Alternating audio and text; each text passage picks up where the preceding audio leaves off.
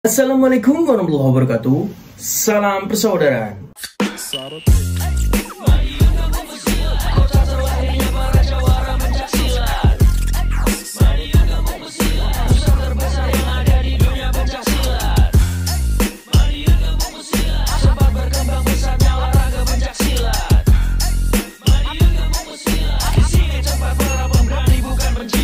Selamat siang dulur-dulur, selamat siang. Semoga hari ini menjadi berkah buat kita semua dan apapun yang kita lakukan. Semoga diberikan kemudahan oleh Tuhan Yang Maha Esa.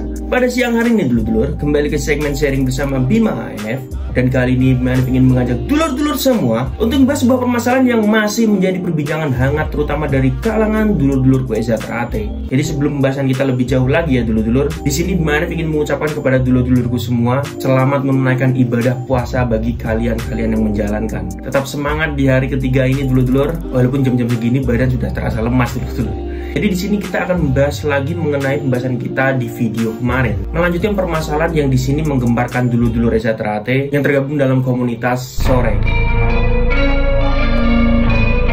Jadi kemarin sudah Bima ANF jelaskan ya dulur-dulur mengenai keterkaitan komunitas Soreng dengan kegiatan dulur-dulur Kueza Teratai. Jadi apabila dulur-dulur yang tidak update mengenai komunitas Kueza Teratai, silahkan klik link di kolom komentar dulur-dulur. Sudah Bima ANF sertakan ya. Jadi komunitas Soreng ini merupakan komunitas yang sudah dikenal ya kan, komunitas yang sangat besar yang anggotanya didominasi oleh dulur-dulur kita dari Kueza Teratai. Terlepas dari setiap komunitas Kueza Teratai namanya selalu ada SH-nya ya, Soreng. Tapi dulur-dulurku mungkin ada yang lebih tahu mengenai asal-usul nama Soreng itu sendiri. Karena dalam permasalahan ini dulur-dulur, dengan sedang naik-naiknya nama Soreng menjadi pembahasan hangat dari kalangan dulur-dulur Kueza Teratai, nama salah satu tokoh Kueza Teratai tiba-tiba juga dikait-kaitkan dengan permasalahan Soreng ini dulur-dulur. Yaitu dulu ada Kadang PSC yang dia di sini juga salah satu yang mengusulkan nama PSC dirubah menjadi Kueza Teratai. Beliau ini lebih dikenal dengan panggilan Suratno Sorengpati. Tapi saya pribadi selama menyelami sejarah Kueza Teratai ini kurang paham dulur-dulur adanya keterkaitan antara komunitas Soreng dengan Suratno Sorengpati. Karena saya belum pernah mendengar sesepuh yang memberikan keezaan yang mungkin para loyalis dari Eyang Suratno Sorengpati ini membentuk sebuah komunitas yang bernama Soreng. Ini saya belum pernah dengar dulur-dulur. Mungkin ada argumen lain dari dulur-dulurku, monggo silahkan tulis di kolom komentar. Dalam pembahasan selanjutnya dulur-dulur, di sini kita semua tahu banyak sekali dulur-dulur Kueza Teratai yang sudah memasang petisi sebuah gerakan untuk keluar dari komunitas Soreng. Jadi dulur-dulur Kueza Teratai yang tergabung dalam komunitas Soreng selama ini diharapkan untuk keluar dari komunitas Soreng. Karena menurut mereka, selain di sini Kueza Teratai sudah waktunya bersih-bersih, hal ini bertujuan untuk menetralisasi organisasi persaudaraan Setiati Teratai dari komunitas Soreng dulur-dulur. Jadi suatu saat apabila ada kegiatan Kueza Teratai yang dihadiri oleh salah satu orang menggunakan atribut Soreng, di situ bisa dipertanyakan apakah dia warga Kueza Teratai atau bukan. Karena di sini sudah resmi bahwa Soreng bukanlah lagi komunitas Kueza Teratai. Jadi nama Soreng ini sudah tidak akan ada lagi ya dulur-dulur dalam perkumpulan Kueza Teratai. Mau kopdar, mau acara apapun sudah tidak ada lagi.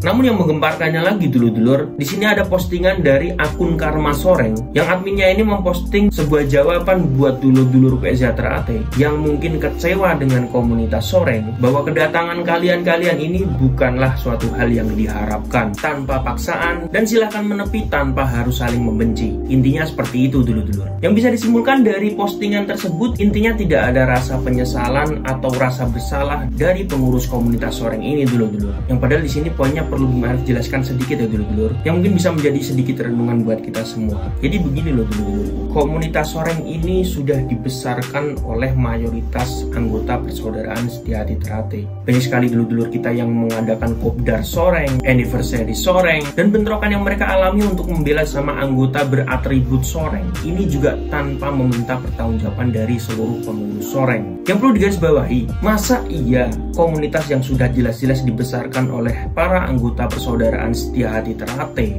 perguruan lain pun bahkan juga sudah tahu kalau komunitas ini dominasi oleh anggota persaudaraan Setiati Teratai dan namanya pun dikenal di mana-mana karena dibawa oleh anggota persaudaraan Setiati Teratai. Kok semudah itu memasukkan anggota dari perguruan lain yang jelas-jelas banyak sekali anggota Kueza Teratai yang dulu mengalami crash dengan beratribut Soreng itu juga dengan perguruan yang lain. Secara otomatis di sini para veteran-veteran Soreng ini sakit hati dulu.